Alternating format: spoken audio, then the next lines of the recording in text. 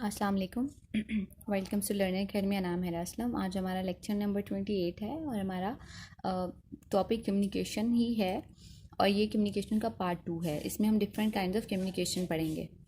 सबसे पहले आज था डाउनवर्ड कम्युनिकेशन। डाउनवर्ड कम्युनिकेशन होती है जो कि टॉप मैनेजमेंट से लोअर मैनेजमेंट की तरफ जो है वो मूव करती है। इसको हम यूज़ करते हैं इन्फॉर्म करने के लिए, डायरेक्ट कोऑर्डिनेट या एवेलुएट करने के लिए अपने एम्प्लॉयज़ को। जब मैनेजर्स गोल असाइन कर देते हैं अपने एम्प्लॉयज़ को, वो फिर क्या करते हैं, डाउनवर्ड कम्युनिकेशन यूज़ करते हैं। जब प्रिंसिपल जो है वो टीचर्स की तरफ कोई मैसेज कन्वे करते हैं तो वो जो है वो डाउनवर्ड कम्युनिकेशन यूज़ करते हैं। जब हायर रैंक से लोअर रैंक की तरफ जो है वो इन्फॉर्मेशन फ्लो करती है, that is called downward communication. ठीक है। ये ओरल भी हो सकती है, फेस टू फेस भी हो सकती है, इन अ फॉर्म ऑफ लेटर्स भी हो सकती है। ठीक है। कोई भी न्यूज़ लेटर, गैजेट्स, हॉटलाइंस, कोई भी चीज़ जो है वो इसके लिए यूज़ कर सकते हैं। कैट्स और कैन ने जो है वो डिस्क्राइब किया था पर्पस ऑफ डाउनवर्ड कम्युनिकेशन। इसको जो है वो हम 4 पर्पसेस के लिए यूज़ करते हैं। ठीक है। सबसे पहले क्या आ जाता है, डायरेक्टिव्स देते हैं अपने मैनेजर्स एम्प्लॉयज़ को डायरेक्ट करते हैं उनकी टास्क के बारे में। Secondly, it is used to give information about organizational procedures, practices, policies, और इसे फीडबैक देने के लिए यूज़ किया जाता है एम्प्लॉयज़ को, और इसको आइडियोलॉजिकल इन्फॉर्मेशन भी जो है वो देने के लिए यूज़ किया जाता है। आइडियोलॉजिकल इन्फॉर्मेशन होती है किसी भी ऑर्गेनाइजेशन का विजन और मिशन।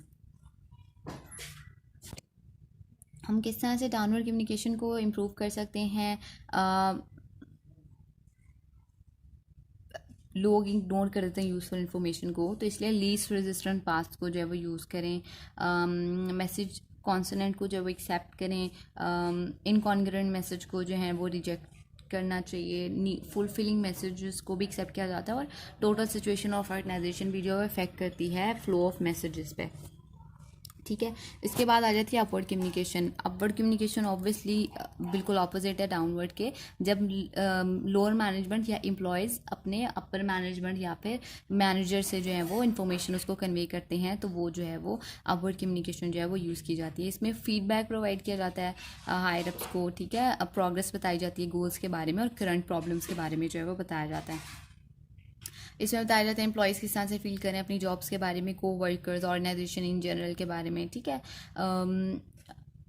परफॉर्मेंस रिपोर्ट जो प्रिपेयर की जाती हैं लोअर मैनेजमेंट की तरफ से, या टीचर्स जो हमारी मंथली रिपोर्ट जो है वो स्टूडेंट्स की मंथली रिपोर्ट जो है वो प्रिंसिपल को जो है वो फॉरवर्ड करती हैं, तो वो भी जो है वो अपर कम्युनिकेशन में आती है। या फिर ऑर्गेनाइजेशन में जब सजेशन बॉक्सेस होते हैं, एम्प्लॉय एटीट्यूड सर्वेज होते हैं, ग्रीवेंस प्रोसीजर्स होते हैं, स्पीडर सबऑर्डिनेट डिस्कशंस होती हैं, ये तमाम जो है वो अपवर्ड कम्युनिकेशन में जो है वो आ जाता है।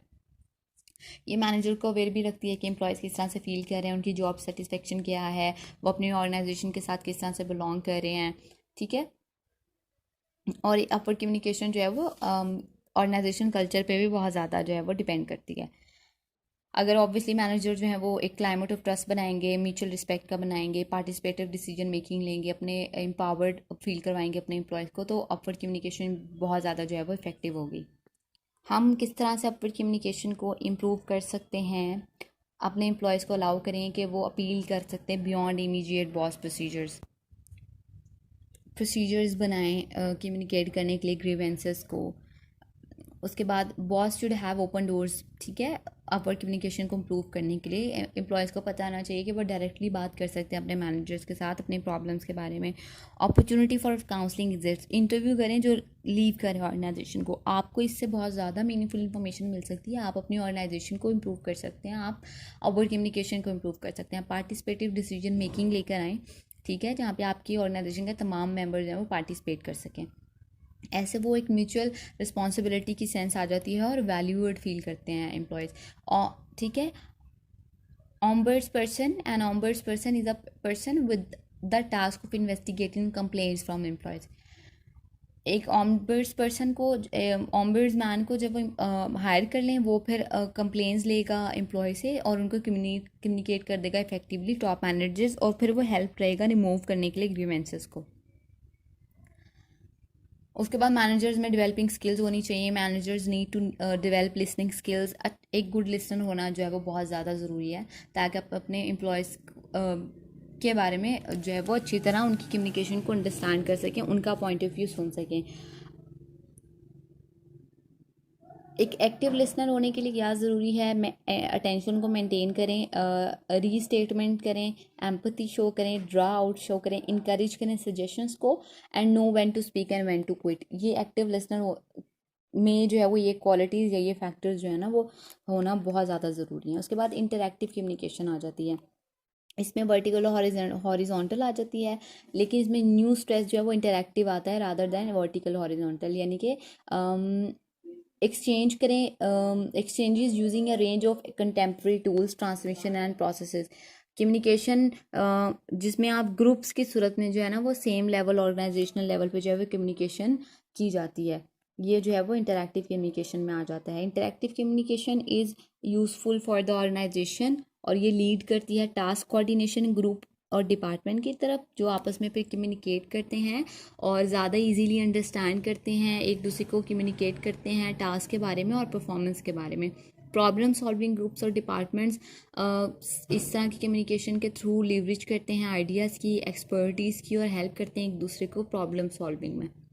इसमें इंफॉर्मेशन शेयरिंग आ जाती है और कॉन्फ्लिक्ट रिजॉल्विंग आ जाती है इंटरैक्टिव कम्युनिकेशन के थ्रू। इससे आप इंफॉर्मेशन शेयरिंग लेटरली होती है, इमीडिएटली होती है, और इसको हम कॉन्फ्लिक्ट रिजॉल्व करने के लिए भी एम्प्लॉयज़ या वर्किंग ग्रुप्स जो हैं वो यूज़ कर सकते हैं। उसके बाद कम्युनिकेशन अक्रॉस कल्चर्स आ जाती है। Effective communication is difficult under the best of conditions. Cross cultural factors potential create करते हैं कम्युनिकेशन प्रॉब्लम्स के लिए, ठीक है। तो वो फिर क्योंकि वर्ल्ड श्रिंक कर रही है ना, वर्ल्ड मार्केट श्रिंक कर रही हैं, मल्टीनेशनल कंपनीज जो है वो ग्रो कर रही हैं, तो वो फिर प्रॉब्लम अराइज हो रहे हैं क्रॉस कल्चरल कम्युनिकेशन में। इसमें सबसे पहले परसेप्चुअल प्रॉब्लम आ जाता है। आप परसेप्शन जो है वो बहुत ज़्यादा इफेक्ट होते हैं हमारे कल्चरल बैकग्राउंड से। डिफरेंट थिंग्स को हम डिफरेंटली परसीव किया जाता है डिफरेंट कल्चर्स में। Opening comments about family wife वो एक कल्चर में नॉर्मल है लेकिन दूसरे में नहीं है, इसलिए परसेप्चुअल प्रॉब्लम्स डोमिनेट करती हैं क्रॉस कल्चर कम्युनिकेशन को, ठीक है। उसके बाद स्टीरियोटाइपिंग प्रॉब्लम्स आ जाते हैं कि it is a problem of considering any other person belonging to a particular, यानी इसमें जो रेसिज्म आ जाता है, दूसरों को इन्फीरियर कंसीडर करना या डिसलाइक करना, ठीक है। हेलो इफेक्ट आ जाता है कि आप all related to one as similar, यानी कि किसी एक को आप देख के दूसरों पे जनरलाइज कर देते हो उस चीज़ को। कोई एक बैड एक्सपीरियंस है, आप उसकी तुम्हारी सारी कम्युनिटी को बैड कर दोगे, एक के साथ अच्छा एक्सपीरियंस है सबको जो है वो अच्छा कर दोगे। एथनोसेंट्रिक प्रॉब्लम्स आ जाती हैं, एथनिसिटी से रिलेटेड जो हैं वो आ जाती हैं, स्पेसिफिक प्रैक्टिसेस से रिलेटेड आ जाती हैं, ठीक है। इम्प्रूविंग कम्युनिकेशन अक्रॉस कल्चर, हम अक्रॉस कल्चर कम्युनिकेशन को किस तरह से इम्प्रूव कर सकते हैं? सबसे पहले तो कल्चरल ट्रेनिंग प्रोग्राम्स इंट्रोड्यूस कराने चाहिए ताकि लोग अक्रॉस कल्चर जो हैं वो कम्युनिकेट कर सकें। ट्रेनिंग प्रोग्राम्स होने चाहिए, ठीक है। अब historical, social, cultural reading provide की जाए एम्प्लॉयज़ को डिफरेंट कल्चर्स के बारे में, ताकि वो ये सिमिलर है कल्चरल ट्रेनिंग से, तो इसमें एक लेस फॉर्मलाइज्ड एफर्ट आ जाती है। उसके बाद ट्रेनिंग या exposure of both husband and wife better than only one person. इससे रिसर्च शो करते हैं जब आपका फैमिली के साथ आप जाते हो ना किसी और कंट्री में और ट्रेन किया जाता है हस्बैंड और वाइफ दोनों को, तो वो फिर एम्प्लॉय को ज़्यादा इफेक्टिवली डील करता है, एम्प्लॉय न्यू कल्चर के साथ ज़्यादा इफेक्टिवली एडजस्ट करता है। इस तरह से हम क्रॉस कल्चर कम्युनिकेशन को जो है वो इफेक्टिव बना सकते हैं। और ऑब्वियसली क्रॉस कल्चरल कम्युनिकेशन आपकी ऑर्गेनाइजेशन में बेटर होगी तो आपके लिए अपॉर्चुनिटीज़ ज़्यादा जो है ना वो ग्रो करेंगी। अपॉर्चुनिटीज़ जो हैं वो ज़्यादा जो हैं वो आप क्रिएट कर सकोगे अपने लिए, अपनी ऑर्गेनाइजेशन के लिए। यहाँ पे हमारा कम्युनिकेशन का सेकंड पार्ट कंप्लीट हो गया। नेक्स्ट इंशाल्लाह अब हम नेक्स्ट में स्टार्ट करेंगे। Thank you.